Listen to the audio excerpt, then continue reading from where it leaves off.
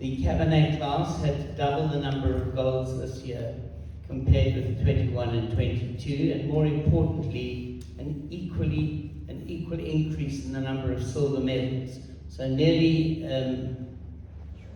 double the amount of golds and silvers compared to 21 and 22 in the cab class. That's a very positive set of figures, and I'm going to add to that, maybe I'll stand up and then we can wrap this up. In cab, Chardonnay and Chenin Blanc, those were the three strongest classes in terms of gold medals by a significant distance, 4 and 5 respectively. Most of the other classes had 1 or 2. So it's an indicator that our core varieties are the ones that are yielding the high number of golds and silvers.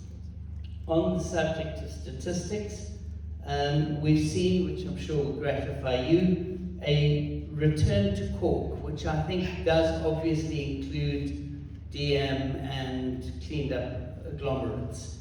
And it's an overall stat, so it may be affected by the classes in which screw cap is used more than others.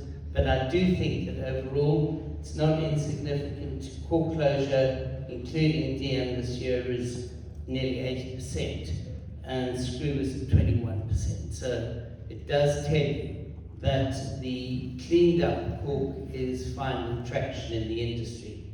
Any of the other stats that really scream out, I have to say, as always, self-same blends, a very high, probably the highest percentage of gold medals relative to the number of entries.